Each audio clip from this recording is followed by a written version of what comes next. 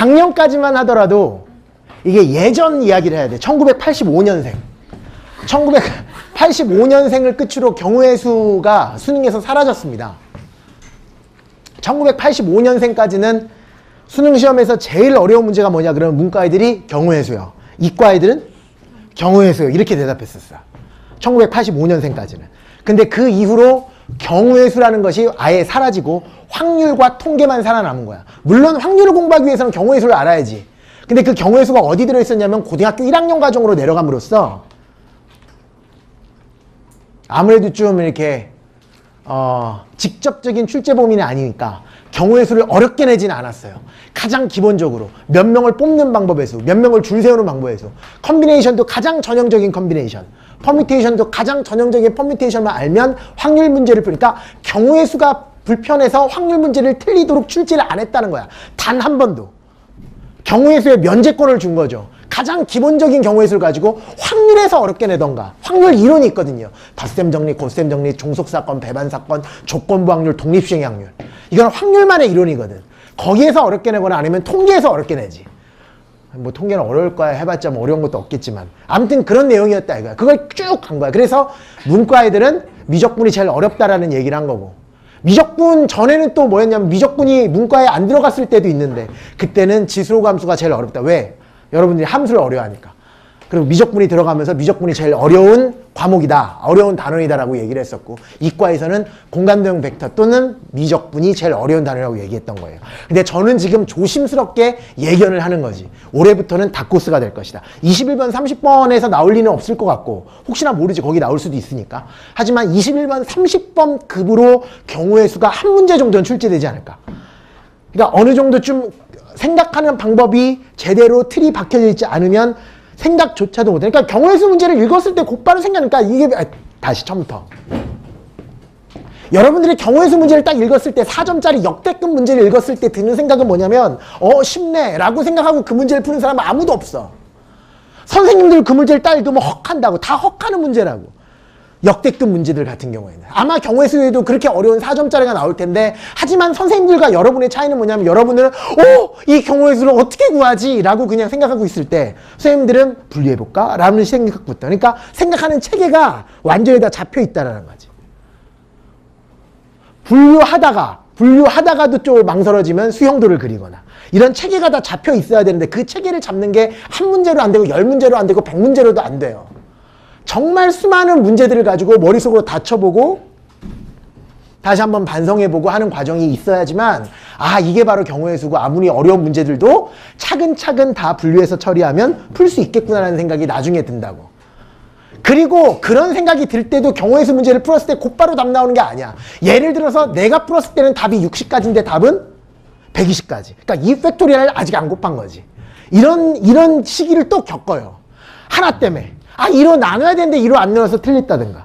그 과정을 겪고 나면 이제 완벽하게 웬만한 문제를 다 맞출 수 있는 그 신의 경지까지 올라가는데, 거기까지 올라가는 과정이 정말 여러 가지 유형별로, 예를 들어서 뭐 좌석 배치, 그러니까 조합 문제가 따로 있고 순열 문제가 따로 있고 중복조합 문제가 따로 있고 중복순열 문제가 따로 있는 것이 아니라 좌석을 배치하는 문제, 그 다음에 조를 나누는 문제라든가 아니면 색칠하는 이야기, 색칠하는 이야기도 일반적으로 분류하는 문제가 있고 또 원순열에 응용된 문제들도 있고, 숫자 만들기, 비밀번호를 조합하는 문제.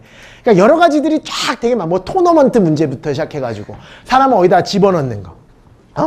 뭐 서로 같은 몇 개를 서로 같은 몇 개의 바구니에다가 나누어 담는 경우의 수도 있고, 서로 다른 몇 개를 서로 다른 바구니에다 나누어, 그러니까 하나하나마다 생각할 게 너무나 많다라는 거예요. 거기에 대해서 모두 다 한번 생각을 해봐야 되고 익숙해져야지만 경우의 수는 결국은 이런 식으로 생각하는 거구나라는 체계가 잡힐 가능성이 높다. 그래서 일단 이 개념 때려잡기 시간에서는 가장 기본적인 조합이 뭐고 순열이 뭐고도 다루겠지만, 수능 유형 분석을 통해서 살짝 좌석 배치 문제라든가 아니면 색칠 문제라든가 일반적인 문제까지도 다 다룰 거고, 그걸 나중에 취향유형 집중 공략으로 가서 이제 한 달 동안 우리가 아까 얘기했었죠. 경우의 수 대특강이라 그래서 또 여러 가지 케이스별로도 어려운 문제 한번 생각해보는 그런 시간도 나중에 갖도록 하겠다. 그러니까 이러지 말라라는 거죠. 오늘 수업 듣고 나는 왜 이렇게 이런 생각을 못했을까 이러지 말고, 생각하는 과정을 한 달 동안 같이 한번 익힌다라는 생각을 가지고 먼저 문제 풀어볼 필요도 없이 수업 시간 하는 대로 저렇게 생각하는 거고. 그러니까 여러분 집에서 성대모사 하라는 얘기예요. 아, 이 문제는 당연히 분류해야 되잖아. 그래서 이럴 때는 이렇게 되고 이럴 때는 이렇게 되니까 이렇게 한다. 내가 여러분한테 설명했던 방식대로 여러분도 차근차근 설명하다 보면 여러분의 뇌 구조도 처음부터 그런 식으로 생각하고자 하는 마음가짐을 얻을 수 있을 테니까. 그 과정까지 상당히 고통스럽겠지만 좀 참고 이렇게 견뎌나가자라는 말씀을 미리 드립니다. 상당히 어려운 파트니까. 그 과정만 넘어가면 확률과 통계는 그냥 들으면 끝나요. 더군다나 저의 그 별명이 뭐야? 많죠. 뭐 정삼각 함수도 있고 뭐 여러 가지가 있는데 제 별명 중에서 정확률과 통계 뭐 이런 것도 있다고.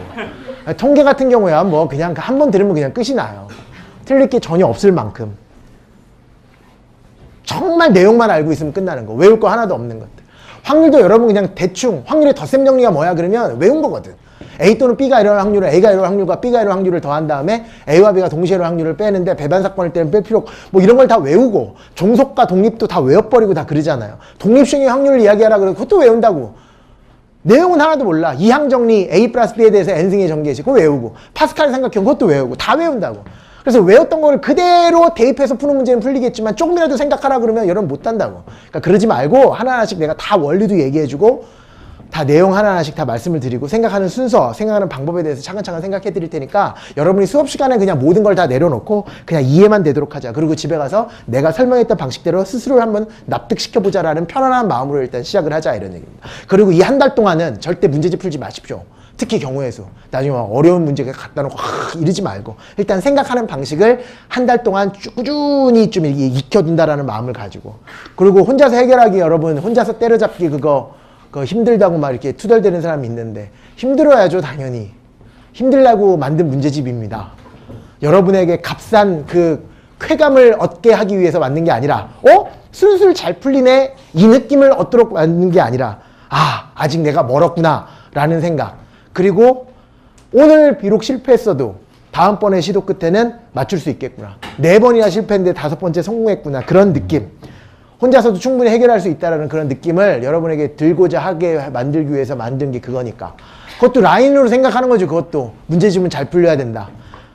그렇게 생각하지 말라고.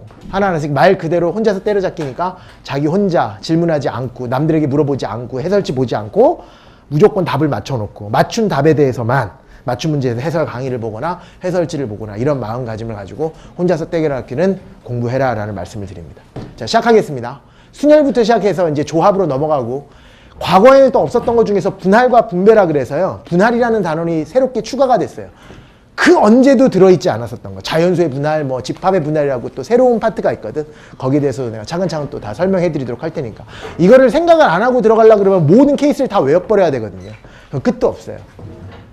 첫 시간부터 한번 생각해 보는 시간을 갖도록 하겠습니다. 맨 처음에 들어갈 내용이 바로 뭐냐면 합의법칙과 고배법칙 이야기인데 이 경우의 수 문제가 우리 대학교를 가기 위해서 고등학교 때 처음 나오는 것이 아니라 초등학교 때도 경우의 수 문제를 똑같이 출제를 해요. 여러분도 한번 본 적 있었을 거야. 이거 왜 또 이러냐? 뭐가? 리시버가? 그래? 이렇게 연결복이 휘어졌어? 휘어졌어. 피면 되잖아. 안 돼? 그래? 이건 바꿔야겠네, 그러면. 리시버만 바꾸면 되는데, 내가 이게 하나 있어요. 연구실 하나 있으니까. 2번에 맞춰줄래? 2번에. 그리고 살짝 블랙. 오케이. 야, 초등학교 때도 이런 문제가 나온다고. 주사위 1개와 주사위 몇 개? 1개와 동전 1개를 동시에 던졌을 때 얘네들 동시에 던진대요. 잘 들어야 돼. 동시에 던질 때 일어날 수 있는 모든 경우의 수를 구하라. 답 몇 개게? 12가지거든요. 근데 이거를 초등학생들은 어떻게 푸냐. 이게 초등학생들 지금 무시하는 게 아니야. 아주 의미 있는 방법이야. 일일이 다 센다야. 좋은 방법이라고. 심지어 고등학교 문제에서도 고배법칙이나 합의법칙을 사용할 수 없을 땐 일일이 다 세야 돼요. 그래서 사람들은 수용도라고 얘기하는 거야. 일일이 다 세야 된다고, 일일이. 그것처럼 다 세면 돼요. 주사위 하나, 동전 하나를 던졌으니까. 주사위가 앞면이라는 게 없지. 주사위가 1이 나오고 동전이 앞면이 나오는 경우, 이런 경우도 있고. 주사위가 1이 나오는데 동전은 뒷면이 나온다. 이런 경우도 있고. 주사위가 2가 나왔는데 동전은 앞면. 주사위가 2가 나왔는데 동전은 뒷면. 이걸 하나씩 다 쓰는 거지. 주사위가 3이 나왔는데 앞면은 또 주사위가 3이 나왔는데 동전은 뒷면 나오는 경우가 있고. 4가 나오고 앞면이 나오는 경우 있고 한 김에 다 하자. 4가 나오고 뒷면이 나오는 경우 있고 뭐 이런 게 있죠. 그럼 총 몇 개나 물어보신다면 하나, 둘, 셋, 넷, 다, 여, 일곱, 여덟, 아홉, 열, 열하나, 열둘. 그래서 총적인 답은 12개. 이게 초등학교적인 방법이에요. 이게 중학교에 올라오면서부터 하는 방법이 바뀌어요. 뭘로 바뀌어요? 이거 진짜 혁명과 레볼루션이에요. 혁명과 같은 방법이에요. 한꺼번에 생각하지 말자. 그러니까 대부분 여러분들이 경우의 수 문제가 막히는 이유는 한꺼번에 생각하려고 그래서 그래요. 최종적인 모습을 생각하는 거야. 뭐 예를 들어서 남자의 2명과 잘 봐봐. 남자의 2명과 여자의 5명인데 이 중에서 운전면허는 남자의 1명과 여자의 1명을 가지고 있고 이와 같은 차에 탈 수 있는 방법의 수를 구하라. 뭐 이런 거 나오면 한꺼번에 얘네들이 타고 있는 모습을 상상하는 거지. 안 그러면 돼. 그거 어떻게 푸는 거게? 운전석에 먼저 앉히면 되거든. 딴 데는 보지 말고 보조석도 보지 말고 뒷자리도 안 보고 운전석 하나만 보면 되거든. 무슨 얘기냐면 액션을 다 찢어가는 과정이에요. 한꺼번에 생각하지 말라고. 주사위 하나, 동전 하나를 동시에 던질 때 그러면 주사위도 생각하고 동전도 생각하는 게 아니라 이 액션을 완전히 끊어버리자. 그래서 주사위만 생각하자. 그리고 동전만 생각하자 이거야. 이게 혁명과 같은 거고 이걸 다른 말로 합의법칙, 고배법칙이라고 얘기하는 거예요. 따로따로 생각하자 이거지. 끊자, 찢자 이거야. 그래서 주사위만 생각하면 주사위를 던졌을 때 나올 수 있는 경우의 수는 쉽잖아요. 몇 가지야? 6가지 이렇게 쓰면 되고 1, 2, 3, 4, 5, 6 중에 하나일 테니까. 동전 하나만 생각했을 때 동전을 던져서 나올 수 있는 경우의 수는 몇 가지야? 2가지죠. 뭐 아니면 뭐야? 앞면 아니면 뒷면이라고. 또 이상한 생각하지 말고 쓸 수도 있지 않을까요? 이런 생각하지 말고 가장 기본적으로 생각해야 돼. 항상 수학 생각할 때는 상식적으로. 되게 심각하게 그런 생각하는 애들 있어.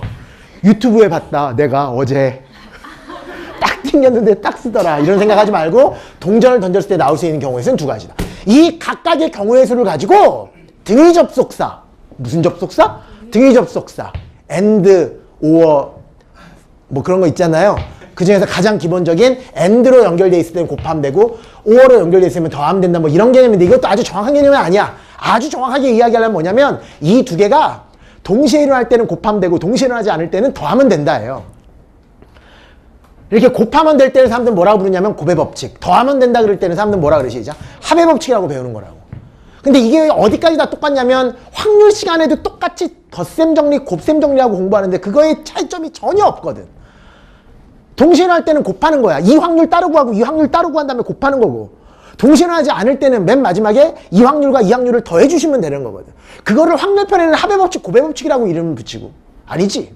덧셈 정리, 곱셈 정리하고 이름을 붙이고 이 경우의 수 시간에는 합의법칙과 고배법칙이라는 이름을 붙입니다. 이때 여러분들이 잘 익혀둬야 되는 것은 언제 곱하는지를 우선 알아야 되는데 이 곱하는 때가 언제냐면 동시에 일어날 때예요. 동시에 일어날 때, 일어날 때, 이때 곱한다 이런 느낌.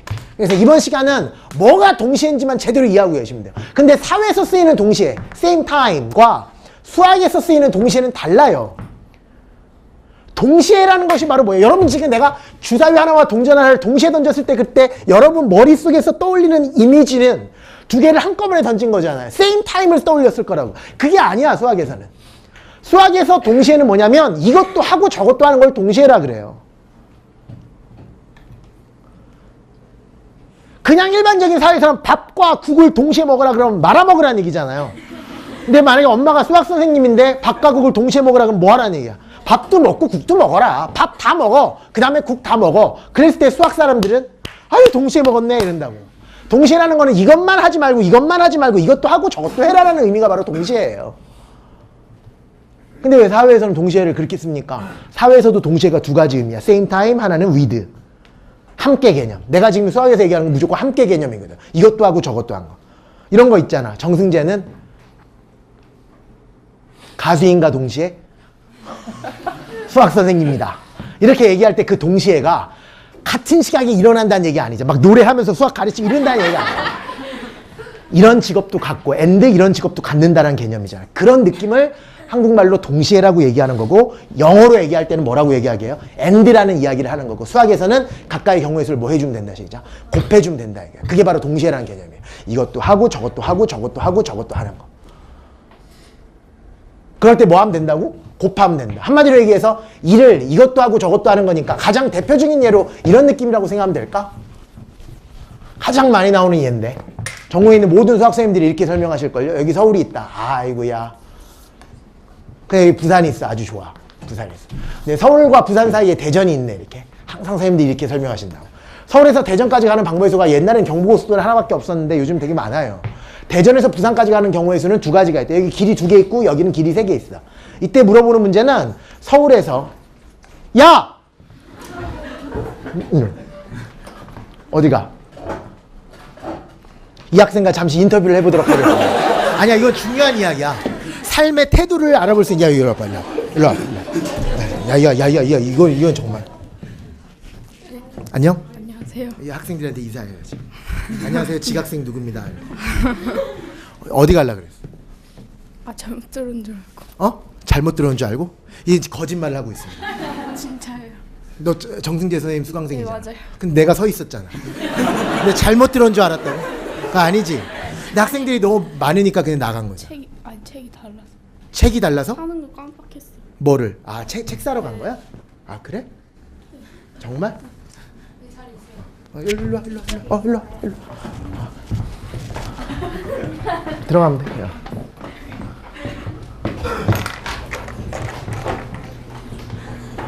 자, 서울에서 부산까지 가는 총 경우의 수를 구하라. 이런 문제는 이때 한꺼번에 생각하면 이렇게 푼다고. 초등학생들 다 이렇게 쓴다고. 1가지, 2가지, 3가지, 4가지, 5가지, 6가지. 그래서 혹시 안 한 거 있나 막 생각하다가 6가지. 그래서 끝. 이것도 수학적인 의미가 있는데 합의법칙, 고배법칙을 공부하는 이유는 한꺼번에 생각하지 말고 액션을 뭐 하기 위해서? 끊기 위해서 공부한다 그랬지. 서울에서 부산까지를 한꺼번에 생각하는 게 아니라 일단 대전까지 끊는 거예요. 그 다음에 서울에서 대전까지만 먼저 가는 거지. 서울에서 대전까지만 먼저 가자. 그 다음에 부산을 가자 이거야. 그런데 서울에서 대전까지 가는 경우의 수는 총 몇 가지니까? 3가지니까 3이라고 쓰고, 서울에서 대전까지만 가면 아직 일이 안 끝났잖아. 그런 느낌이라 그럴까? 분명히 수학에서 문제에서 서울에서 부산까지 가라 그랬는데 현재까지 경우의 수는 대전까지밖에 안 갔으니까 서울에서 대전까지 가는 일도 해야 되지만 대전에서 부산까지 가는 일도 해야 되잖아. 이 일과 이 일이 동시에 일어나야 되잖아요. 그럴 때는 곱한다인데 그 느낌도 괜찮지만 이런 느낌. 일이 연달아 일어날 때는 곱한다 이런 느낌도 괜찮아요. 일이 연달아 일어난다는 무슨 뜻이냐면 서울에서 대전까지 가는 일과 대전에서 부산까지 가는 일이 동시에 일어나야 되는 거니까. 그게 연달아 일어난다 이런 느낌. 아니면 함께라는 말도 괜찮다. 서울에서 대전까지 가는 일과 함께 대전에서 부산까지 가는 일도 벌어져야 하니까 곱한다 이런 느낌도 괜찮고. 근데 제가 제일 많이 사용하는 개념은 뭐냐면 일이 끝나지 않았을 때 곱한다예요. 일이 끝나지 않았다. 일을 하던 중간이다. 아직 개운하지가 못할 때. 종료를 하지 않았을 때. 이럴 때 곱하면 된다 이거. 서울에서 부산까지 가라 그랬는데 서울에서 대전까지 갔다 3가지. 일 끝났어 안 끝났어? 안 끝났잖아. 어디까지 가야 되니까? 부산까지 가야 되니까. 대전에서 부산까지 가는 경우의 수는 몇 가지이자? 2가지. 그래서 3과 2를 곱해서 최종적인 답은 몇 가지라고 얘기하시면 된다. 6가지다 이렇게 얘기하면 됩니다. 앞으로 쭉쭉 내려와요. 앞으로 내려. 쭉쭉. 이 자리 있다. 이 자리 있는데 어떻게 갈 거냐면 거기 있어요. 이런 느낌. 일이 끝나지 않았을 때, 일이 연달아 일어날 때, 이런 일과 이런 일이 동시에 일어날 때, 이럴 때는 사람들은 뭐라 그래 시작? 고배법칙 이렇게 얘기하는 거예요. 합의법칙은 뭡니까? 딱 한마디 이렇게 얘기하시면 돼요. 이거는 확률에서도 마찬가지고 경우에서도 마찬가지야. 합의법칙을 쓸 일은 딱 한 번이에요. 언제 해? 분류예요. 문제를 한 방에 안 풀고 분류해서 풀 때가 있어요. 분류 참 중요해. 따라해보세요. 분류. 분류를 알면 경우의 수 확률의 절반이 끝난 거야. 분류해서 풀었을 땐 맨 마지막에 가까이 경우의 수를 더한다야. 확률의 덧셈 정리도 그 얘기고 경우의 수에서 합의법칙도 그 얘기입니다.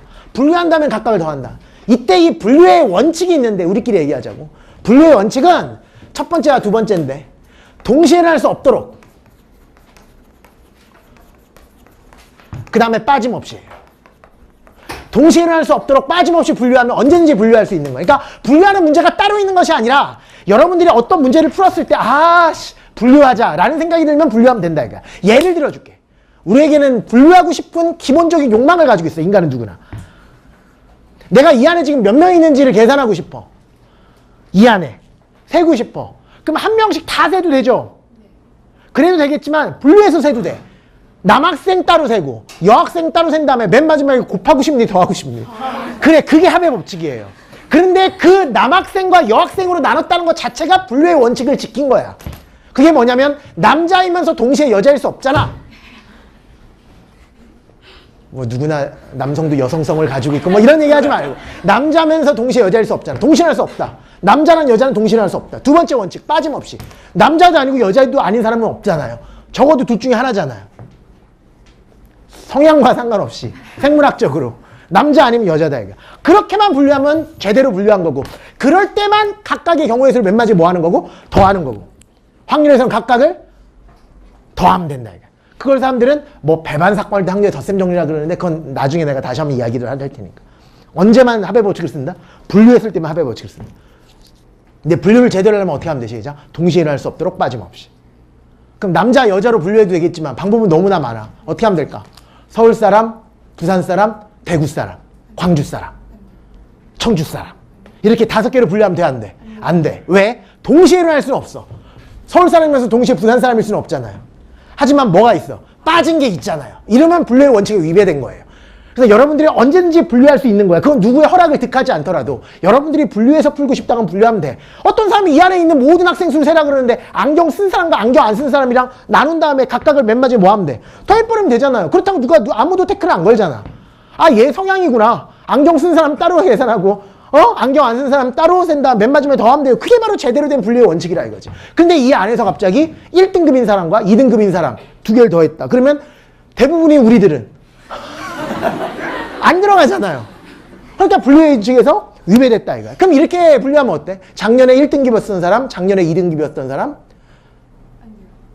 그것도 아니고 저것도 아닌 사람, 기타. 이렇게 세 가지로 분류하는 거는 가능하다 이런 얘기.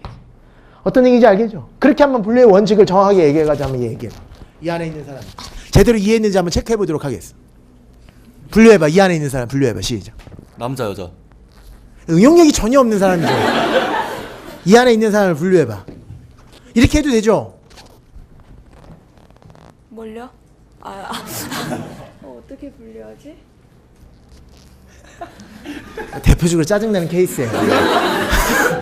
이 안에 있는 사람 분류해봐. 어떻게 할까? 머리 묶은 사람, 푼 사람. 머리 묶은 사람과 머리 푼 사람.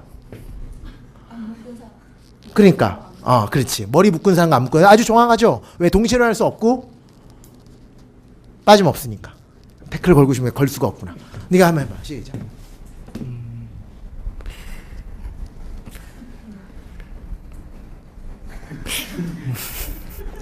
겉옷을 겉옷 입은 사람과 벗은 사람? 잠바를 입은 사람과 잠바를 입지 않은 사람? 그래요. 뭐 그렇게 분류해도 되고. 아무튼 2개가 동시에 일어나지 않도록 빠짐없이 해버리면 제대로 분류한 것이고. 그럴 때는 각각의 경우의 수를 몇 마디에 뭐 하면 된다. 시작. 더하면 된다. 분류의 원칙이 뭐라고? 첫 번째가 동시에 일어날 수 없도록. 또 하나는 빠짐없이.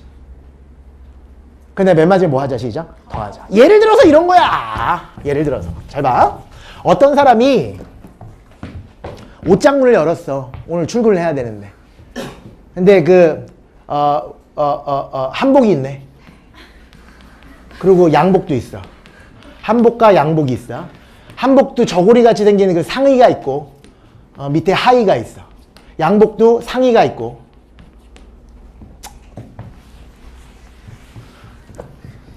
딴 거 없나?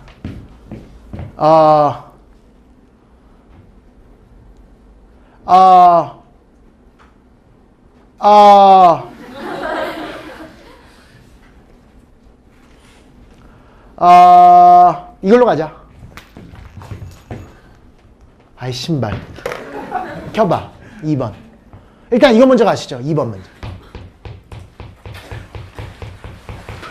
출입구가 5개인 방이 있다. 이 방에 들어간 문과 나오는, 다른 문으로 나오는 방법의 수를 구하라.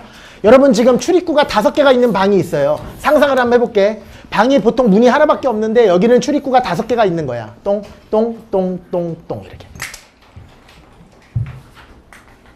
잘 들어. 문제가 뭐냐면 이 방에 들어갔다가 들어간 문이랑 다른 문으로 나오는 방법의 수가 총 몇 가지냐. 이거를 초등학생들은 어떻게 푸냐면 봐봐. 여러분들 아직까지 초등학교생이니까 지금 경우의 수 처음이니까 여러분들 아직까지 생각하는 기본이 안 돼 있거든. 안 돼 있는 사람이 얘를 이렇게 푼다고? 들어갔다 다른 문으로 나온 방법? 일로 들어갔다 일로 나올 수 있고 일로 들어갔다 일로 나올 수 있고 이거 지금 뭐 하고 있는 거야? 들어가는 액션과 나오는 액션을 한꺼번에 생각하고 있는 거죠. 이러지 말라라는 거라고. 그럼 이거 언제 다 세니? 일로 들어갔다 일로 나오는 것도 있고 일로 들어갔다 일로 나오는 것도 있고 일로 나오는 거 이거 언제 다 세냐 이거야. 이렇게 하는 것이 아니라 들어갔다 나오라 그랬으니까 일단 들어갔다가 엔드 나오면 되는구나. 그런 다음에 들어가는 경우에서 따로 세고 나오는 경우에서 따로 센 다음에 몇 마디 뭐 해버리면 돼. 시작. 곱하면 된다. 일단 들어가는 경우에서 한번 해볼게요. 들어가는 경우에서 내가 지금 들어갈라 그래. 나오는 건 생각하지 마. 내가 지금 여기 앞에 이렇게 서 있어. 들어가는 방법 총 몇 가지가 있어요? 5가지죠. 이해되지? 5가지다. 그럼 5 이렇게 쓰고. 1 끝났어? 안 끝났어? 안 끝났어. 무슨 얘기인지 알겠지? 1 끝나지 않았다는 게. 왜? 들어갔다 나오라 그랬으니까 현재까지는 들어가기만 했잖아. 난 아직까지 대전까지밖에 못 갔으니까. 이랬을 때는 곱한다 이거야. 그런 다음에 나오는 방법을 생각하시면 되는데 나오는 방법도 5가지 아닙니까? 아니지. 이게 뭐라 그랬어? 들어간 문과 다른 문으로 나오는 방법의 수를 세라 그랬잖아요. 들어간 문과 다른 문으로 나오는 방법의 수야. 그럼 내가 지금 현재 들어가 있거든? 그럼 나오는 방법은 총 몇 가지가 있을까? 4가지밖에 없는 거죠. 왜? 들어간 문은 하나는 있을 거 아니야. 걔를 제외한 나머지 넷 중에 하나를 선택할 테니까. 나오는 방법의 수는 총 몇 가지다 시작? 4가지다. 끝! 집에 가면 되죠. 그래서 답 몇 가지? 20가지. 이게 끝입니다.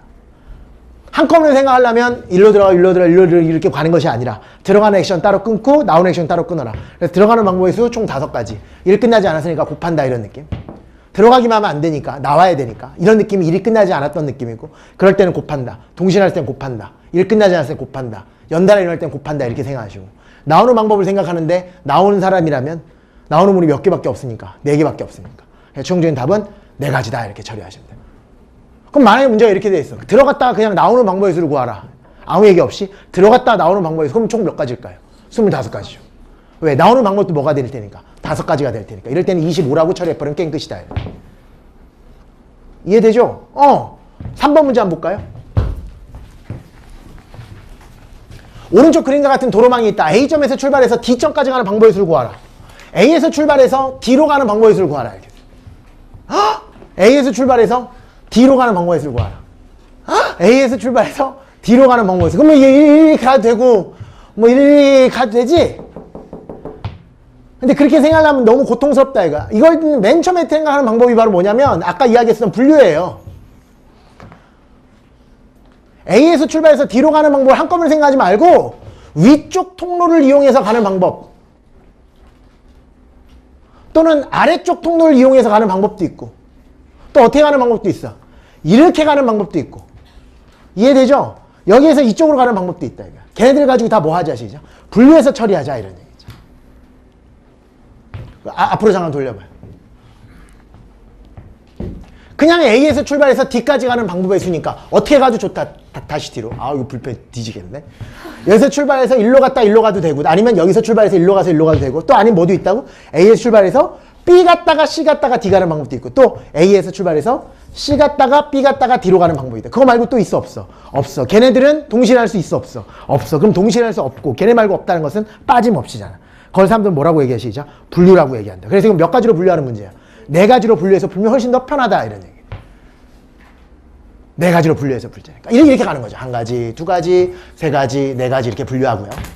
첫 번째는 A에서 B로 갔다가 D로 가는 방법 생각할 수 있고 또 하나는 A에서 C로 갔다가 D로 가는 방법 생각할 수 있고 아니면 A에서 B 갔다가 C 갔다가 D로 가는 방법 생각할 수 있고 또 하나는 A에서 C 갔다가 B 갔다가 D로 가는 방법을 생각할 수 있다. 이거 말고는 없다. A에서 출발해서 D로 가는 방법은 요 4가지 말고는 없다. 빠짐없이 됐고 얘네들은 다 동시에 할 수 없다. 동시에 할 수 없다 됐다. 이렇게 분류의 원칙을 지킨다면 언제든지 분류해서 풀어도 좋다. 이건 전형적으로 분류해서 푸는 문제고 각각을 계산할 때는 고배 법칙이라는 거죠. 왜 그러냐면 A에서 B로 가는 방법의 수는 보시다시피 몇 가지인데 2가지인데 1이 아직 안 끝났으니까 곱하는 거고 그 다음에 B에서 D로 가는 방법의 수를 세는데 몇 가지예요 시작? 3가지. 그래서 여기 몇 가지가 되는 거야? 6가지가 되는 거다. 두 번째 A에서 C로 가는 방법은 몇 가지입니까? 3가지. C에서 D로 가는 방법은 2가지니까 이때도 몇 가지예요? 6가지. A에서 B로 가는 방법 몇 가지? 2가지. 그 다음에 B에서 C로 가는 방법은 또 2가지죠. 그 다음에 C에서 D로 가는 방법은 몇 가지야? 2가지. 그래서 여기 몇 가지? 8가지가 되는 거고. 맨 마지막 A에서 C로 가는 방법은 3가지. C에서 B로 가는 방법은 2가지. B에서 D로 가는 방법은 3가지니까 9이 18이 된다. 이런 얘기예요. 되죠? 이렇게 푸는 걸 사람들은 분류라 그래요. 그런 다음에 합의 법칙을 언제 쓴다고? 분류해서 문제를 처리했을 때, 다른 말로 동시에 일어날 수 없도록 빠짐없이 분류했을 때 맨 마지막에 가까이 경우의 수를 맨 마지막에 뭐 하면 되는 시작? 더하면 된다. 그게 바로 합의 법칙이라고. 그러니까 여러분 이 세상에서 합의 법칙을 이용하는 경우는 분류밖에 없어요. 분류해서 푼 다음 맨 마지막에 더하는 거고. 그리고 각각의 경우의 수를 계산할 때 무조건 D까지는 도착하라 그랬으니까 여기까지 하면 안 되고 여기까지도 해야 되잖아. 두 일을 동시에 일어나는 거니까. 그러니까 각각의 세부적인 건 다 뭘로 처리하고 곱의 법칙. 맨 마지막에 전체적인 것들은 더하는 개념이니까 이때 합의 법칙을 이용한다 이런 얘기예요. 이게 다 똑같아요 여러분. 이런 거 할 때 있잖아요. 집중해봐. 해봐. 우리 절대값 x-1 더하기 절대값 x-2 이퀄 3. 얘를 풀어라 이런 문제. 이거 고등학교 1학년 때 많이 했었는데 이것도 분류해서 풀어요. 한꺼번에 생각하기가 너무 복잡하니까. 어떻게 분류하냐면 x가 1보다 작을 때, 두 번째는 1과 2 사이일 때, 그 다음 세 번째는 2보다 클 때. 세 가지는 동시에 일어날 수 없잖아요. 이렇게 동시에 일어날 수 없도록 분류한다고. 그리고 빠짐없이. 생각하지 않은 건 없도록. 그런데 맨 마지막에 어떻게 해요? 합집합 처리하거든. 그게 바로 합의 법칙이자 집합에서는 합집합이자 확률에서는 확률의 덧셈 정리라고 얘기하는 거거든.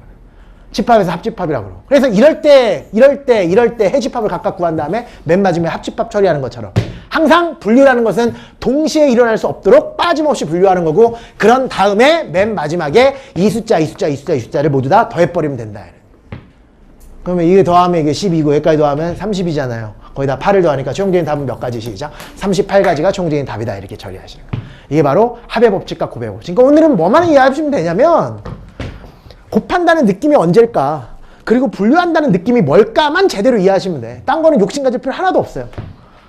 그리고 오늘 공부하는 것이 순열도 배우기 전이고 조합도 배우기 전이지만 모든 4점짜리 문제를 푸는데 가장 기본이 되는 거예요. 심지어 오늘 공부한 거 가지고 순열 안 배우고 조합 안 구해도 합의 법칙과 곱의 법칙만 가지고도 모든 문제를 다 풀어내갈 수 있어요. 정말 만병통치약과 같은 이야기야. 근데 너무나 시간이 오래 걸리니까 순열 따로 배우고 조합 따로 배우고 중복순열 따로 배우고 중복조합 따로 같은 것을 포함해서 따로 배우고 원수를 따로 배우는 거라고. 각각의 케이스별로. 그러니까 살만 이렇게 더 붙이는 거지. 그래서 이제 완벽한 인간이 되어나가는 과정. 그래서 오늘은 정말 기본적인 뼈대를 세우는 건데 분류가 뭔지. 합의 법칙은 분류하는데 맨 마지막에 더하는 거. 곱의 법칙은 일이 끝나지 않을 때 각각 곱하는 거. 그 정도의 느낌만 제대로 이해하고 있으면 충분하다. 다음 문제 볼까요? 그림과 같이 8개의 전등을 가진 점멸 신호. 여러분 점멸이 뭐야? 점이라는 것이 불을 킨 거예요. 점화 그러잖아요. 멸이라는 것은 소멸시키는 거네. 끄는 거. 켜지거나 꺼지는 거. 그러니까 신호등 중에서 빨간불, 파란불, 노란불이 아니라 그냥 깜빡깜빡거리는 거 있잖아요. 켜지거나 꺼지거나. 그런 점멸 신호들이 한 개 이상의 전등을 켜서 나타낼 수 있는 모든 신호의 가지수를 구하라. 뿅! 이렇게 돼 있어. 졸라 많아요. 그러니까 예를 들어서 이렇게 하는 거지. 얘 켜지고 꺼지고 꺼지고 꺼지고 꺼지고 켜지고 꺼지고 꺼지면 직진하시오. 이런 식으로. 어? 머리 좋은 사람들만 이 나라에 살 수 있겠지. 꺼지고 꺼지고 켜지고 켜지고 켜지고 켜지고 켜지고 꺼지면 뭐 우회전하시오. 뭐 이런 걸로.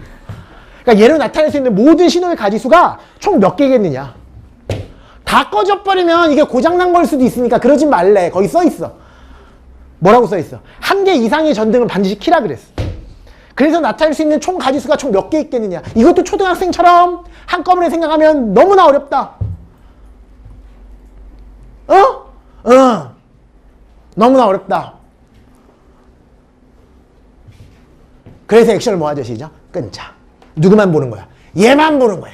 네가 표현할 수 있는 경우에서는 총 몇 가지? 하나, 점, 하나, 멸, 몇 개야? 2가지죠. 이것만 생각하면 안 되잖아. 일 끝났어요? 안 끝났어요? 안 끝났다. 이렇게 가시는 거라. 왜? 얘도 다 각각은 켜지거나 꺼질 수가 있는 거니까. 얘도 생각해보면 몇 가지 시작? 2가지, and. 얘도 선택할 수 있는 경우의 수 2가지. 얘도 2가지. 그럼 모두 다 2를 곱할 거 아니에요. 근데 전등의 종류가 총 몇 개니까? 8개니까.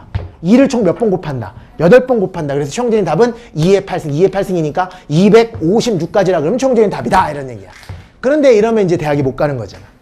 안타깝게도. 왜? 이 경우 안에는 뭐도 들어있고 뭐도 들어있게? 다 켜지는 것도 들어있고 다 꺼지는 것도 들어있겠지. 근데 뭐 하지 말라 그랬어? 다 꺼지지 말라 그랬어. 다 꺼지는 경우가 몇 개 들어있을까? 이 안에. 하나 들어있을 거 아니야? 하나. 그거는 제외시켜야 되니까 최종적인 답은 255가지다. 이게 바로 끝이다. 이런. 이건 뭐가 생각나세요? 이 문제는? 부분집합의 개수죠.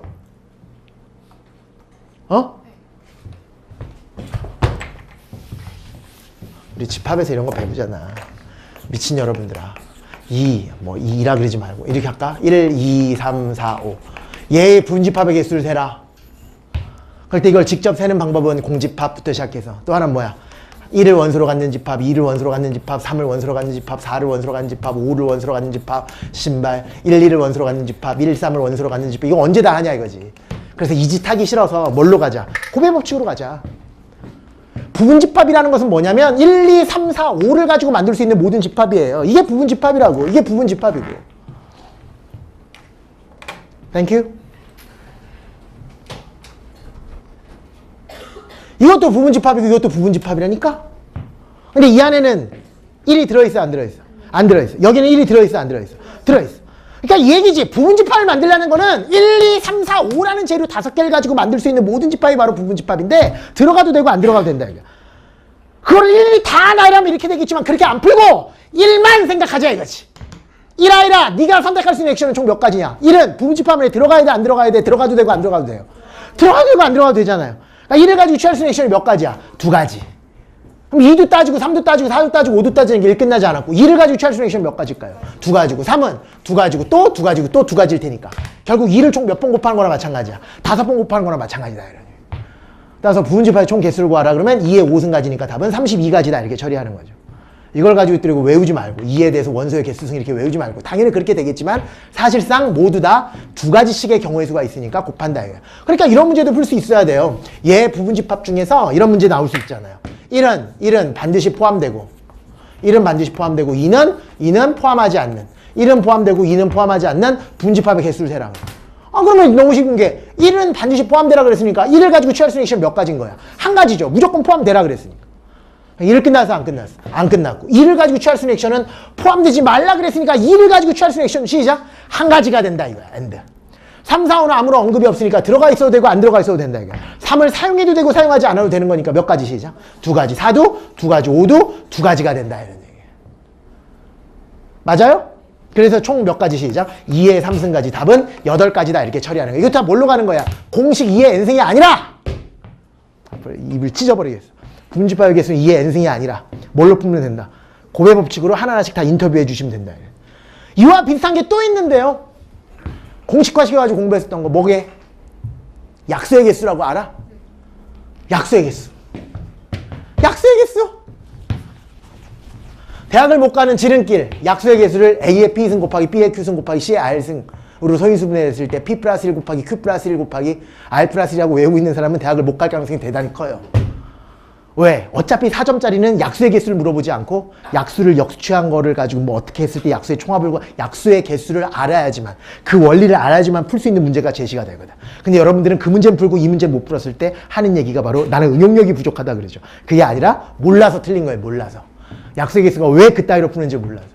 약수의 개수라는 건 간단하게 이거야. 12의 약수의 개수라는 것은 12의 양의 약수의 개수라고 이렇게 하겠습니다. 우리가 다루는 건 다 양의 약수니까 12의 양의 약수의 개수를 구하라 이런 문제가 나오면 이렇게 얘기했었잖아요. 12라는 거를 소인수분해해라. 소인수분해라는 것은 12를 가지고 가장 기본적인 단위로 쪼개라는 얘기야. 12는 2 곱하기 2 곱하기 3이야. 소수로 만드는 이런 분해를 사람들은 소수인 인수로 분해다 그래서 소인수분해라고 얘기하죠.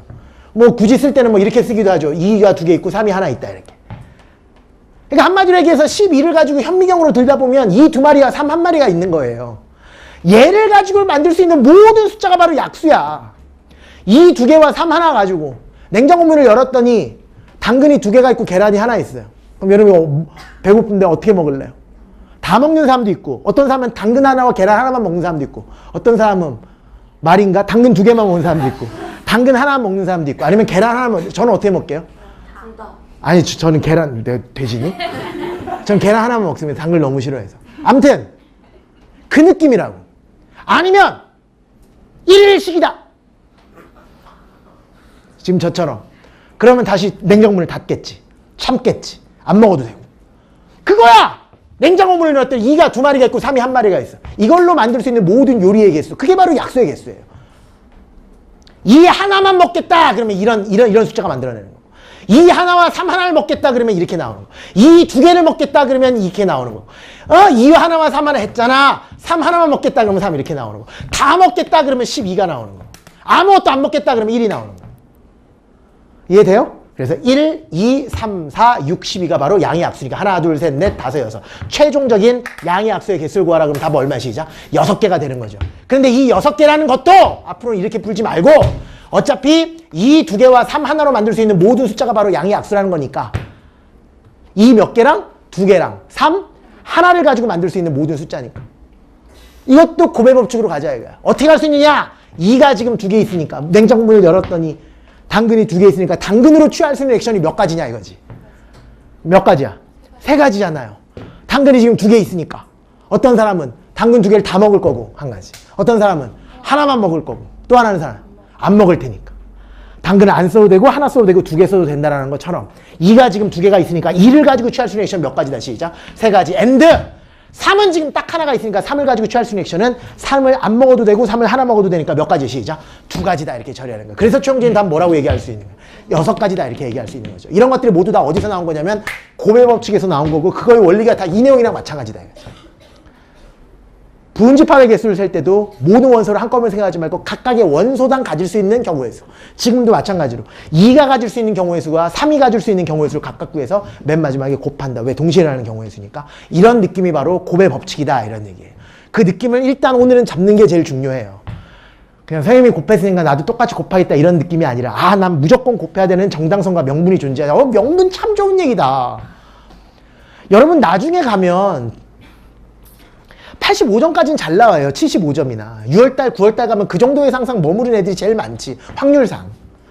처음부터 만점으로 뛰는 애들도 있겠지만 한 번 이렇게 툭 이렇게 이 단계를 거쳐가는 애들이 대부분이라고. 근데 여기서 맨날 얘기하거든. 선생님 왜 저는 1등급이 안 나오고 계속 2등급에서 머무를까요? 그냥 평생 한 번만 1등급이면 계속 친척이 물어보면 계속 1등급이라고 얘기하잖아요. 잘 안 올라가. 만점이 잘 안 올라가. 그런 애들이 명분이 없이 풀어서 그래요. 명분 참 좋은 얘기인데. 모든 행위 하나하나에다 다 명분을 존재해야 돼. 정당성 부여를 다 해야 된다고. 나는 이것 때문에 이렇게 했다라고 얘기를 할 줄 알아야 돼요.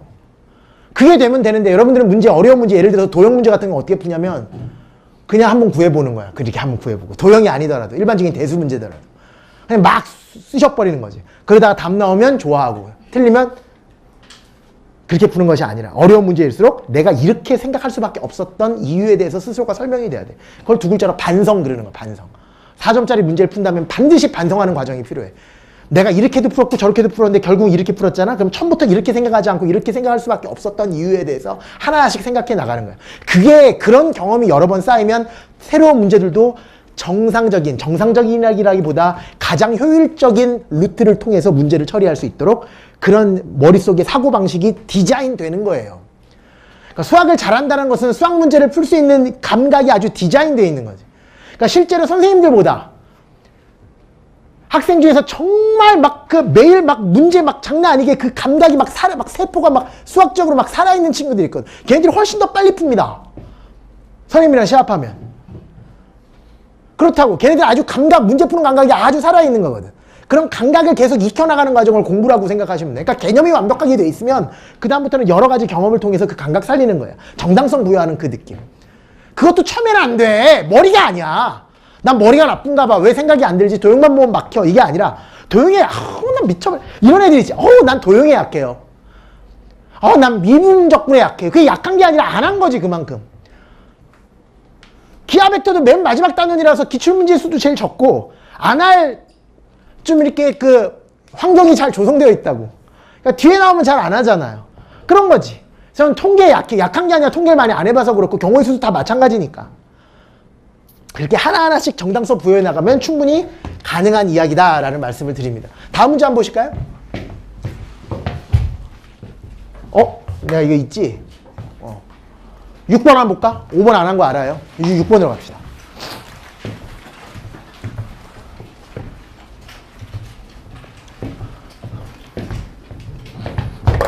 이게 마지막 문제야. 1번, 5번 안 할 거야. 맨 마지막에 할 거야, 1번, 5번은. 일단 6번 봐. 복습할 때도 1번, 5번 아직 건들지 마봐. 내가 설명할 게 거긴 또 있어서 그래. 안 해도 됩니다. 1번, 5번 하지 말고 곧바로 6번으로 하겠습니다. 지금 하면 여러분 상처받아요. 그래서 기본적인 이야기를 먼저 다 해놔야 돼. 6번 들어가겠습니다. 덥다 야.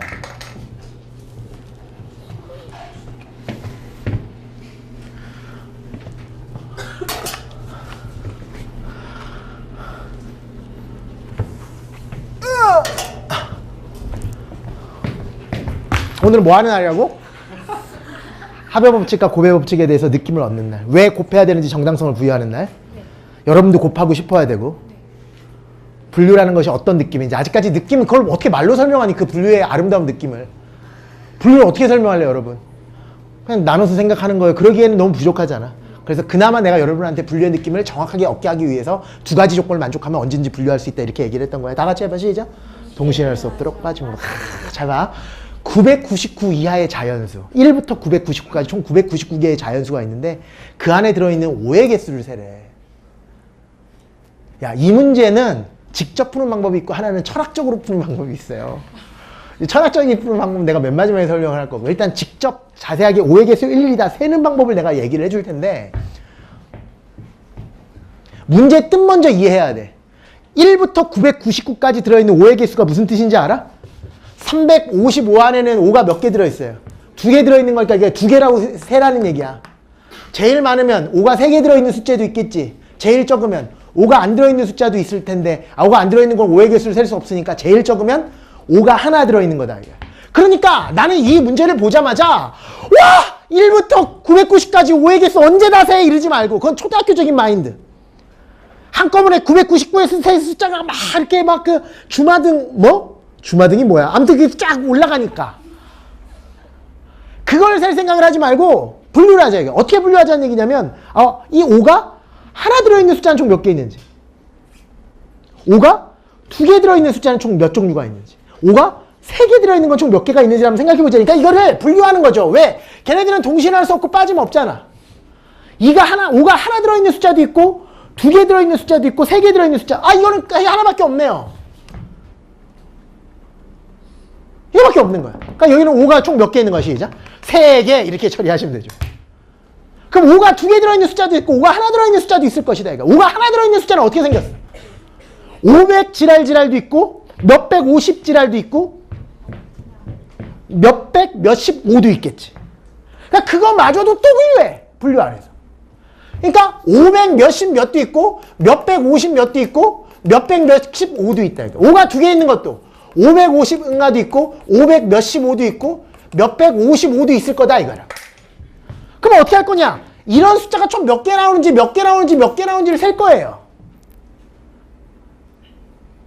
그럼 이런 숫자는 총 몇 개 있을까? 여기 들어갈 수 있는 경우에서 몇 가지야? 9가지.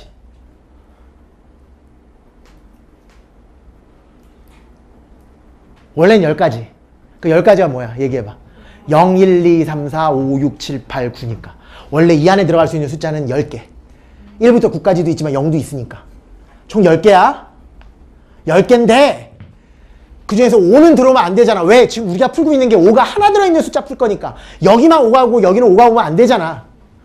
여기도 5가 와버리면 이런 패턴으로 바뀔 거 아니야. 그럼 중복되잖아. 중복되지 않도록 동신할 수 없도록 분류한다는 의미 자체가 5가 여기만 들어오고 여기는 5가 안 들어와야 돼. 그럼 0부터 9까지의 10개적인 숫자 중에서 이 안에 들어올 수 있는 경우의 총 몇 개입니까? 9가지인 거야. 9가지. 일 아직 안 끝났고 여기에 들어올 숫자도 9가지다. 그러니까 그래서 이런 게 81개가 있는 거예요. 지구상에 500 몇십 몇으로 끝나는 숫자는 딱 81개밖에 없는 거야. 그것도 곱의 법칙으로 푼 거지. 이 안에 들어올 수 있는 경우의 수는 9가지. 여기에 들어올 수 있는 경우의 수도 9가지. 여기까지만 하면 완성되지 않았잖아. 일이 끝나지 않았잖아. 세 자리 자연수를 만들어야 되니까. 9, 9가지 곱하기 9. 그래서 81개의 이런 숫자가 나오는. 그럼 이럴 때는 몇 가지가 나옵니까? 여기도 9고 여기도 9잖아요. 맞아? 그래서 이럴 때도 마찬가지로 9 곱하기 9니까 얘 몇 가지? 시작. 81가지지. 그럼 여기는 들어올 수 있는 숫자 몇 가지? 똑같이 9개잖아. 또 어떤 애들은 선생님 여기 0이 안 오지 않습니까? 세 자리수가 아니라 한 자리 자연수도 가능한 거니까. 세 자리 자연수라는 얘기가 있었으면 여기에 0은 들어올 수 없겠지만 세 자리 자연수라는 얘기가 없잖아. 그냥 999 이하의 한 자리 자연수부터 다 생각하는 거니까 여기 0 와도 된다고 이해하시면.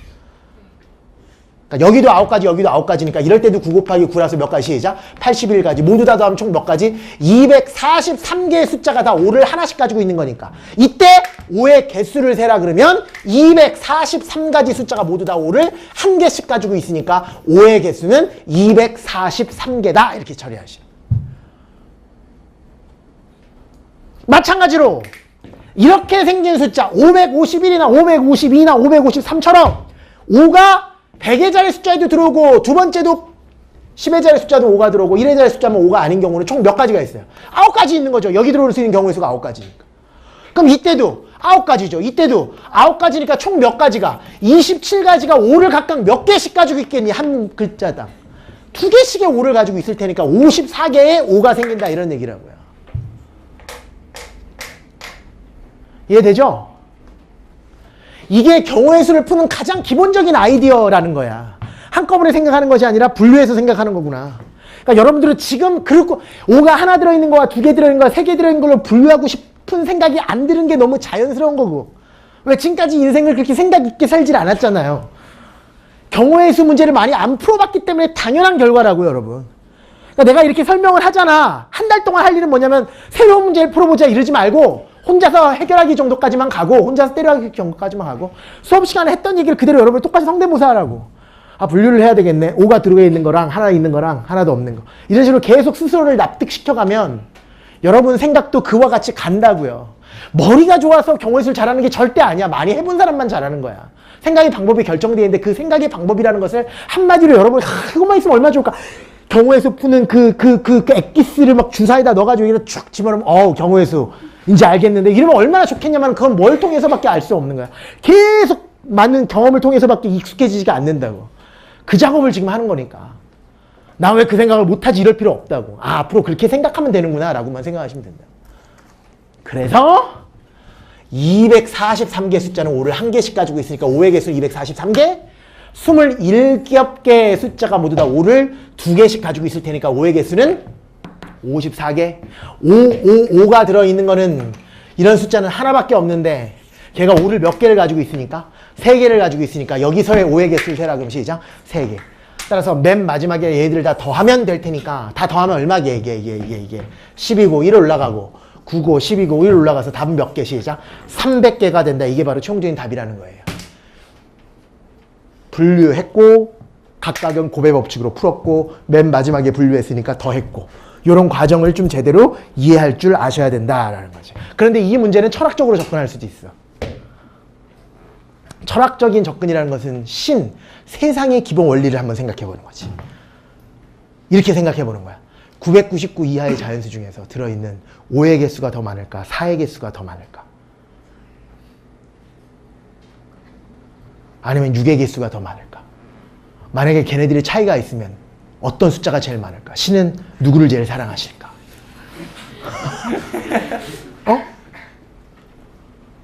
그게 난 그걸 표현할 방법이 없어서 난 철학이라 그러는데. 생각해보는 거지. 5의 개수를 세래. 5의 개수가 더 많을까? 6의 개수가 더 많을까? 그러다 보면 공평하겠구나. 이런 생각이 든다고.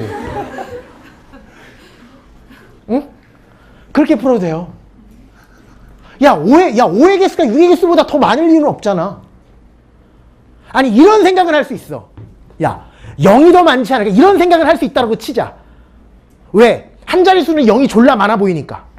그러니까 야, 뭐야. 0, 5라 그러면, 야, 한 자릿수는 0이 졸라 많은데, 이렇게 생각할 수도 있어도, 이것도 마찬가지로 0의 개수도 똑같을 거야. 왜? 아니, 551 이런 것도 있으니까.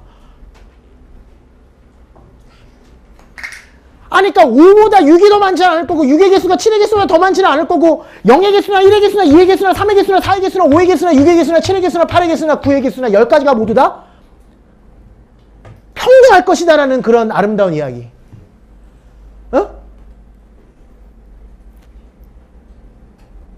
야, 10명을 줄 세우는 방법의 수가 총 몇 가지야? 10팩토리얼이라고 아직 안 배웠는데 그런 게 있어요. 10명을 줄 세우는 방법의 수. 근데 그 안에 영수가 있고, 영수라 그랬어요? 영수가 있고, 누구라 그럴까? 영희가 있대요. 영수가 있고 영희가 있어. 10명을 일렬로 줄을 쓸 때 영수가 영희보다 앞에 쓰는 경우의 수를 구하라. 만약에 이런 문제가 나왔어. 영수가 영희보다 앞쪽에 쓰는 경우의 수를 구하라. 이런 문제가 나왔어. 반드시 영수는 영희보다 앞에 있어야 돼 라고 생각할 수도 있지만 철학적으로 생각하는 방법도 있어. 신은 영수가 먼저 쓰길 원하실까? 영희가 먼저 쓰길 원하실까? 이렇게 생각하는 방법도 있다고. 누가 먼저 쓰길 원할까? 공평하겠지. 그러니까 전체의 절반은 누가 먼저 쓸까요? 영수. 전체의 절반은 영희가 먼저 쓸 거 아니에요. 그러니까 최종적인 답은 전체 경우의 수 10팩토리얼을 반으로 쪼개면 답이라고. 이런 느낌을 내가 이름을 붙이기에 철학적인 방법이라고 부르죠. 아, 비율이 다 똑같으니 영수가 더 먼저 쓰는 경우랑 영희가 먼저 쓰는 경우는 비율이 같을 수밖에 없으니 전체를 반으로 쪼개서 답을 쓰자라는 그 느낌처럼 야 000부터 시작한다고 생각하시면 되잖아. 000부터 999까지라고 생각하시면 되잖아. 그럼 이 총 몇 개야 이게? 1000개거든. 1부터 999까지가 999니까 000까지 생각하면 1000개 숫자잖아. 1000개 숫자죠. 근데 각 숫자마다 숫자가 몇 개씩 있어? 시작. 3개씩 있다. 그래서 000부터 99까지 모든 숫자의 개수를 다 세면 3000개가 있을 거라고. 맞아요? 3000개. 그 3000개 중에서 5의 개수를 세라는 얘기라고. 6의 개수나 7의 개수나 8의 개수나 모두 다 똑같을 테니까. 3000개의 10분의 1은 5의 개수가 되고 10분의 1은 6의 개수가 되고 10분의 1은 7의 개수가 되지 않겠느냐 이거죠. 그래서 최종적인 답은 3000 곱하기 10분의 1. 답은 몇 개 시작? 300개 이렇게 처리하는 방법도 있어. 근데 모든 문제를 이렇게 철학적으로 풀 수 있는 건 아니니까. 이거는 같은 것을 포함하는 순열에서 이 철학적인 개념이 여러분들을 훨씬 더 이해하기 쉽도록 만드는 양념과 같은 거거든요. 그때 내가 다시 한번 이 말씀을 드릴 테니까 일단은 이 문제 복습할 때는 어떻게 가자? 직접 분류해서 각각을 더한다라는 합의 법칙과 고배 법칙의 개념으로 접근하시는 게 제일 좋다 이런 얘기예요. 알겠습니까? 여기까지가 합의 법칙, 고배 법칙입니다. 합의 법칙, 고배 법칙 끝! 이제 곧바로 한창 넘겨서 순열로 들어가도록 하겠습니다. 순열. 이것도 잘 들어야 돼. 이해하는 게 제일 중요하고 여러분이 똑같은 방법으로 설명해 보시면 돼요. 순열의 뜻은 뭐냐면 순서를 고려해서 나열하는 방법에 쓰는 사람들은 순열이라 그래요.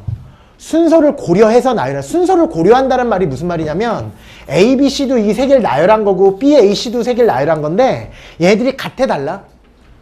다르게 봤던 사람은 순서를 고려한 거고 같다라고 보는 사람은 순서를 고려하지 않은 거야. 우리가 일상생활에서 되게 많잖아.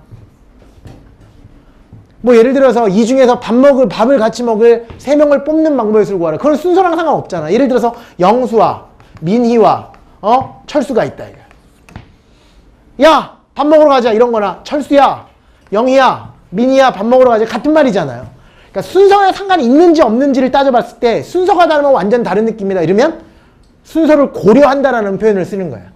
이렇게 순서를 고열해서 일일이 나열하는 방법의 수를 사람들은 뭐라 그러냐면 순열의 경우의 수다. 그러니까 이걸 다르게 보는 걸 사람들은 순열이라 그러고 이걸 같다라고 보는 것도 있거든요. 그걸 사람들은 조합이라 그래요. 조합은 이거랑 이거랑 같은 경우라고 보는 거예요. 순서는 전혀 고려하지 않는 거. 순서를 고려하는 나열하는 경우의 수를 사람들은 순열이라 그러는데 가장 대표적인 게 줄 세우는 경우의 수입니다. 예를 들어서 7명 중에서 3명을 뽑아서 줄 세우는 방법의 수를 세라. 7명 중에서 3명을 뽑아서 줄 세우는 방법의 수를 세라 그러면 7명이 있는데 그 중에서 딱 3명만 뽑아서 줄을 세울 거야. 7명 중에서 딱 몇 명을 뽑는다고요? 3명을 뽑아서 줄 세우는 방법의 수를. 그럼 현재 눈앞에 7명이 있어.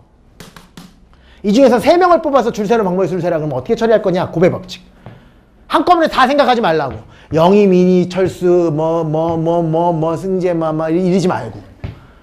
맨 앞에 이 자리에 올 수 있는 경우의 수부터 센다 이거. 이 자리에 올 수 있는 경우의 수는 현재 지금 몇 명이 있으니까 7명이 있으니까 이 자리에 들어올 수 있는 경우의 총 몇 가지예요? 7가지죠. 일 끝났어 안 끝났어? 안 끝났지. 여기까지 가야 되니까. 그 다음에 이제 이 자리에 올 수 있는 경우의 수를 생각하는 거예요. 그런데 아까 한 명이 섰잖아. 이 중에 한 명이 섰어. 이 중에 한 명이 섰으니까 몇 명 남았어요? 그 중에서 한 명이 들어올 테니까 이 자리에 올 수 있는 경우의 수는 총 몇 가지예요? 6가지. 엔드 이렇게 가는 거고. 맨 마지막 이 자리에 올 수 있는 경우의 수는 6명 중에서 한 명이 또 섰으니까 몇 명만 남았을까요? 5명. 5명 중에 아무나 올 수 있으니까 이 자리에 올 수 있는 경우의 수 몇 가지예요? 시작. 5가지. 그래서 최종적인 답은 210가지다 이렇게 처리하는 거. 이게 바로 순열이라고 얘기하고 이거를 매번 고해법칙으로 풀기에는 시간이 너무 오래 걸리니까 얘를 공식화하자 이거야. 얘를 공식으로 만들어버리자. 그래서 앞으로 7명 중에서 3명을 뽑아서 줄 세우는 경우의 수를 7 퍼뮤테이션, 순열을 영어로 퍼뮤테이션이라고 그러거든요. P-E-R-M-U-T-A-T-I-O-N. 여기 강세 있죠? 퍼뮤테이션 이렇게 읽기 때문에 맨 앞글자 P를 이용해서 이렇게 쓰고 아니면 7P3 그래도 좋습니다. 7P3이라고 읽어줬고 7 퍼뮤테이션 3 이렇게 읽어줬고 이게 바로 순열이라는 뜻이고 7명 중에서 3명을 뽑아서 줄 세우는 경우의 수를 7 퍼뮤테이션 3. 그리고 푸는 방법을 다음과 같이 외우자 이거야. 어떻게 외우느냐? 얘부터 시작해서 이게 개수구나. 7부터 시작해서 3개를 곱한다 이런 느낌으로.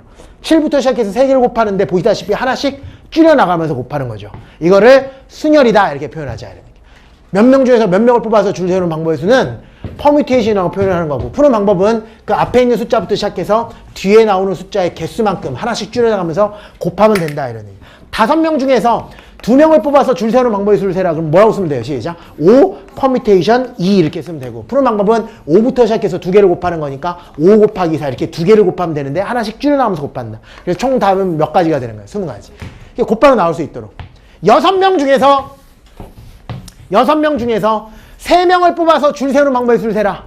6명인데 그 중에서 3명만 뽑아서 줄을 세우는 방법의 수를 세라. 그러면 뭐라고 처리하시면 되냐면 6 퍼뮤테이션 3 이렇게 처리하시면 되고, 최종적인 답은, 풀이하는 방법은 6부터 시작해서 몇 개를 곱하는 거야. 3개를 곱하는 거니까 6 곱하기 5 곱하기 4 이런 느낌으로 처리하시면 된다. 이게 계산하는 건 뭐 이거 20 곱하기 이거 답은 120 뭐 이렇게 처리하시면 되겠죠. 지금 무슨 말인지 알겠지? 그래서 몇 개 중에서 몇 개를 뽑아서 줄 세우는 방법의 수를 순열이라고 이야기를 하자 이런 얘기예요. 여기까지. 근데 이럴 수도 있어. 7명 중에서 3명만 뽑는 거가 아니고 4명만 뽑는 것도 아니고 전체를 다 줄 세운다. 그러니까 예를 들어서 6명 중에서 6명 전체를 다 줄 세운다. 그러면 6 퍼뮤테이션 6이 되고요. 6부터 시작해서 6개를 곱해야 되니까 6부터 시작해서 6개를 곱한다는 얘기는 어디까지 곱한다는 얘기랑 마찬가지일까요? 1까지 곱하는 거예요. 마찬가지로 4 퍼뮤테이션 4라는 것은 4명 전체를 줄 세우는 방법의 수인데, 그게 바로 4명 중에서 4명을 뽑아서 줄 세우는 거니까 풀이하는 방법이 4부터 시작해서 4개를 곱할 때니까 4부터 4개 곱하면 당연히 얘도 어디까지 곱할까요? 1까지 곱할 거예요. 3명 중에서 3명을 뽑아서 줄 세우는, 3명 전체를 줄 세우는 방법의 수도 당연히 1까지 곱할 거예요. 그래서 1 어떤 숫자부터 시작해서 하나씩 줄여나가면서 1까지 곱하는 이 느낌을 앞으로는 이렇게 쓰도록 약속을 한 거야. 6 느낌표 이렇게. 얘는 4 느낌표, 3 느낌표 이렇게. 근데 느낌표라고 읽지 않고 중국말로는 계승 그러고요. 이거를 6의 계승, 4의 계승, 3의 계승 이렇게. 근데 계승이라는 말 잘 안 쓰지? 중국이랑 지금 한국이랑 관계가 별로 안 좋으니까 이거를 영어로 한다. 영어로 일반적으로. 이거 뭐라 그러게? 팩토리알 이렇게 얘기합니다. 이게 공장의 뭐 형용사 이게 아니라 팩토리알이라는 단어가 하나 있는데 그걸 사람들이 이렇게 표현한다. 느낌표랑 똑같아요. 우리 느낌표 위에 뭐 있어? 느낌표 밑에 숫자 키보드의 좌판에 1 있거든. 1. 그치? 1까지 곱하는 느낌을 사람들은 느낌표인데 읽을 때는 팩토리알. 줄이지 말고 6팩, 4팩, 3팩 이렇게 천박하게 놀지 말고 끝까지 6팩토리알, 4팩토리알, 3팩토리알 그랬으면 좋겠어. 줄이려면 팩으로 줄여야지 팩 그러면 안 되잖아. 그치? 줄이지 마요. 이런 거 줄이지 마요. 그냥 6팩토리알, 4팩토리알, 3팩토리알. 어디까지 곱하면 된다? 1까지. 그러니까 앞으로 이렇게 계산하면 돼. 전체를 다 줄 세울 때는 팩토리알을 쓰면 되고 일부분만 줄 세울 때는 시작 퍼뮤테이션을 쓰면 되는구나 이렇게. 그래서 순열의 종류도 순열을 풀 수 있는 기호가 2가지가 있는데 일부분을 줄 세울 때는 퍼뮤테이션을 이용하면 되겠구나. 전체를 줄 세울 때는 팩토리알을 이용하면 되겠구나 라는 것까지 기억하고 계시면 됩니다. 근데 이 중에서 알아두면 편리해주는 몇 가지 팁을 드리면 5팩토리알이랑 4팩토리알이랑 3팩토리알이랑 2팩토리알이랑 1팩토리알은 암기하고 있는 게 좋아요. 그 결과를.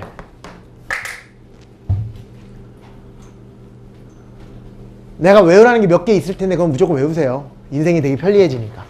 숫자가 예뻐요. 그런데 이거 얼마야 이거? 1부터 1까지니까 1. 2는 2지. 3팩토리알은 6일 거 아니야. 얘는 24하고 얘는 120이라고. 숫자가 다 예쁘잖아. 외우기 편하다고. 특히 2팩토리알은 2라고 이거 너무 쉬우니까 됐다 치더라도 요 세 가지는 꼭 외우세요. 3팩토리알 얼마야 시작? 6. 3이 6 그러지 말고 그냥 6. 3팩토리알 6. 4팩토리알은 시작? 24. 이것도 이 예쁜 숫자잖아. 5팩토리알은 시작? 120 얘까지. 그러니까 누군가 갑자기 6팩토리알 물어보더라도 6부터 언제 다 곱해 이러지 말고 6부터 1까지 곱하는 거면 이렇게 처리할 수도 있잖아요. 이해되죠? 그러니까 5팩토리알을 기억하고 있다면 거기다 6만 곱해주면 된다 이거야. 그러니까 6 곱하기 120이죠. 이러면 얼마야? 720 이렇게 처리할 수 있다. 그래서 어디까지 외워주는 게 좋냐면 5팩토리알까지 외워주면 되는데 야 이건 정승재의 마법이죠. 벌써 다 외웠잖아요. 다 외웠지? 다 같이 한번 해볼까? 4팩토리알 얼마야? 24. 5팩토리알은 120. 3팩토리알은 6 이렇게 처리할 줄 알아요. 2팩토리알 얼마게요? 2 뭐 이렇게도 이야기할 줄 알아야 된다. 됐습니까? 또 하나! 오늘 여기까지 할 거야 이제.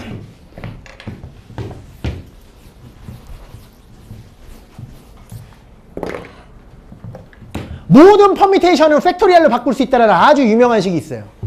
그게 바로 뭐냐면 이런 거예요. 7명 중에서 3명을 뽑아서 줄 세우는 경우의 수를 7 퍼뮤테이션 3이라고 7부터 시작해서 3개를 곱하는 거니까 얘를 7부터 시작해서 3개를 곱하면 이걸 텐데 얘를 팩토리얼로 바꿀 수 있는 방법이 있어. 팩토리얼로 바꾼다기보다 표현할 수 있는 방법. 어떻게 하면 되냐면 이것도 그냥 봐. 1까지 곱하는 게 팩토리얼이니까 이렇게 1까지 곱한 다음에 뒤처리를 하는 거지. 4, 3, 2, 1은 밑에다가도 곱해버리면 원상복구잖아요. 이렇게 처리하는 방법이 있다. 이렇게 처리해버리면 어떤 결론에 이르느냐면 분자도 7 팩토리얼이고 시작 7 팩토리얼 분모도 팩토리얼이네 4 팩토리얼로 처리할 수 있는 것은 요거를 좀 우아하게 얘기하면 앞에 거 팩토리얼이 분자로 가는 그냥 한 번만 봐도 여기서 이거 빼면 4니까 그거 팩토리얼이 분모로 가는구나 라는 느낌. 외울 필요도 없어요. 그냥 보면 돼 그냥. 7 팩토리얼로 4 팩토리얼로 나눈 느낌인데 그 느낌을 굳이 공식화시키자면 n 퍼뮤테이션 r n명 중에서 r명을 뽑아서 줄 세우는 방법의 수는 분자에다 뭘 쓰고 시작 n 팩토리얼을 쓰고 분모에다가는 7에서 3 뺐던 것처럼 시작 n-r 팩토리얼을 쓸 수 있겠구나. 그런 다음에 꼭 책에 보면 단 n은 r보다 커나 같다 이런 얘기가 쓴다고. 이거는 공포 영화를 찍지 않기 위해서 집어넣은 거예요. 얘가 더 크면 3초 후에 오싹해져요. 예를 들어서 3명 중에서 4명을 뽑아서 줄 세운다. 뒤에 있는 숫자가 더 크면 3명 중에서 4명을 뽑아서 줄 쓰면 큰일 나죠. 이런 영화가 옛날에 R포인트라고 있었어. R포인트. 이거 알아? R포인트? 내가 공포 영화 내가 너무 싫어. 나 공포 정말 싫어하거든.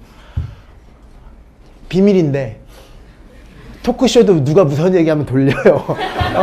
진짜 무서워. 얘 혼자 하는 지가 너무 오래돼서 그러는지 무서워. 특히 막 이런 거 나 아직까지는 후회하고 있는 게 뭔지 아니? 아직까지 후회하고 있는 거? 아직까지 그 영화 괜히 봤다? 이웃사람인가? 이게 새벽 2시 정도에 갑자기 잠이 깨. 왜? 부엌에서 무슨 소리가 나. 신발. 누가 같이 살고 있구나라는 생각이 드는 거야. 그 이웃사람이 그거잖아. 누가 같이 살고 있는 그것도 옷장 안에 들어있지. 그 옷장을 못 쳐다본단 말이야. 이웃사람 아니야? 그거 뭐야? 숨바꼭질이야? 그래, 손현주 씨 나오는 거. 숨바꼭질이야? 숨바꼭질 안 봤어야 돼. 나는 그 동심의 세계를 얘기하는 건 줄 알고 봤잖아요. 숨바꼭질.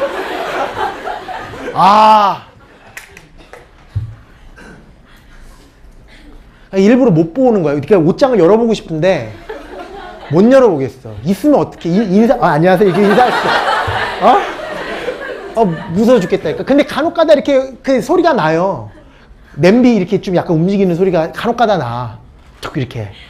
그리고 제일 무서운 게 뭐냐면 코델리아가 보통 2위에 있거든. 근데 얘는 우리보다 청력이 높잖아. 제일 무서울 때가 갑자기 딱 이럴 때야. 문을 봐. 정말 야 이 새끼야 보지 마.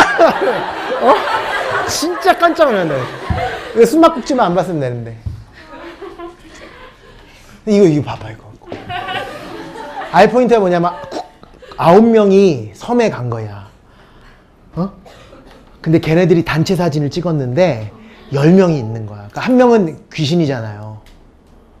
그래서 R포인트를 수학적으로 바꾸면 영화 제목을 뭐라고 쓰면 돼요? 9 퍼뮤테이션 10 이렇게 얘기하면 돼요. 그러니까 이건 말이 안 되는 거잖아. 얘가 더 크다라는 게. 그래서 이 말을 붙여준 겁니다. 이건 공포영화 방지용이라고만 생각하고 계시면 되고 이게 바로 퍼뮤테이션을 뭘로 바꿀 수 있는 방법? 팩토리얼로 바꿀 수 있는 방법. 선생님 그렇다고 해서 퍼뮤테이션 팩토리얼 풀라는 얘기가 아니라 그렇게 바꿀 수 있다라는 거지.